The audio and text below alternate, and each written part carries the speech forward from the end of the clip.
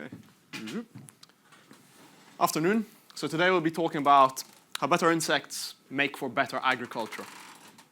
And to set the context really, set the scene, with the world's growing population, that's going to need to eat. And if we keep eating animals, those animals need to be fed.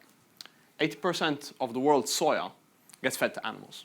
The way we make soya is we've got the Amazon rainforest. Every day we just chip away a bit more of it and turn it into soy fields. That's not going to work if you need to flip around 22 times the size of the UK and hectares into farmland. So agriculture has to change if it wants to feed more people. This is a solution. It's the black soldier fly. Its larvae can be fed on food waste to produce a local, sustainable protein source, which is high quality and can be used to feed fish, pigs, chickens, and pets. It works really well. However, there's a challenge with insect protein and black soldier fly protein. It's too expensive to compete on price point with soya. It's 5 times the price. It's roughly 1.7 times the price of fish meal. Feed manufacturers actually want to use this as an ingredient. It works technically, it works great, but the cost is too high. So, there's a bit of a challenge for the sector. One approach is to improve the genetics, to improve the performance. Let's have a think about chickens. Chickens today grow bigger, faster, and use less feed than they did 50 years ago. And that's all through genetics. This is why chickens today are so cheap when you go to the supermarket. I'm Thomas Ferrugia, the founder and CEO at Beta Bugs Limited, where we make better insects. Specifically, we develop and distribute breeds of high-performance insects, black soldier fly, to insect farmers. Our larvae grow larger, bigger, faster, have better survival, and the flies lay more eggs.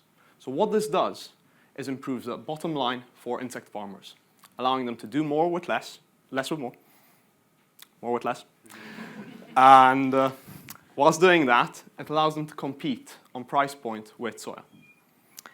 There's 2 parts to the business. One part is a selective breeding program, which makes for a better insect. That's what we call hyperfly. We then take hyperfly, high performance fly, and scale it up in the multiplier, which is a dedicated in-house egg production facility. We then sell eggs to our customers, insect farmers, who grow them on farm. A bit like chicks again, you hatch the chicks out and you grow them and produce the protein. And by farming high-performance genetics, that improves their bottom line. This is a good time to be selling genetics to the market. This is what an insect farm looks like. Previously, companies have spent 5 years in R&D just building insect farms.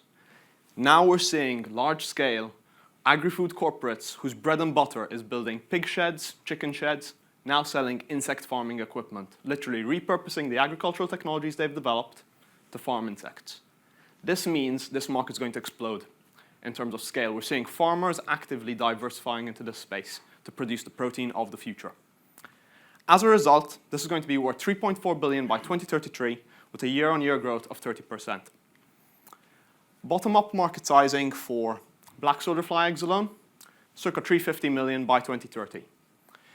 We anticipate being able to capture $22.5 million per year of that by bringing online further manufacturing and multiplication capacity.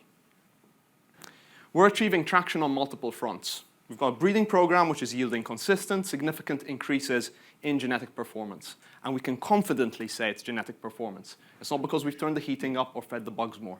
It is genetic performance. In parallel, we've set up our first multiplier as a pilot site. And since day one, we've been selling eggs to our customers. And as a result, we've been supplying both into the UK and internationally, generating revenues. This is the team behind the traction I've explained. It's a team with experience in startup finance, managing technical teams to excellence, establishing beachhead markets and growing them from 0 to $1 million in revenue. And I'm leading this team, knowing the industry like the back of my hand, having worked in it for the past 5 years.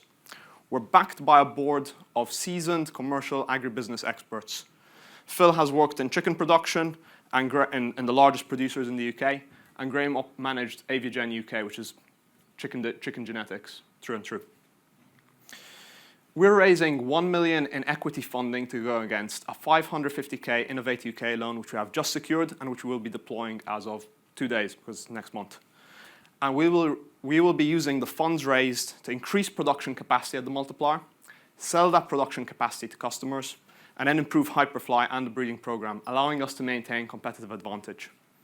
This is an EIS-eligible investment. And in close, really, I'd like to say this is a new frontier. Genetics companies always take a significant market share of the market.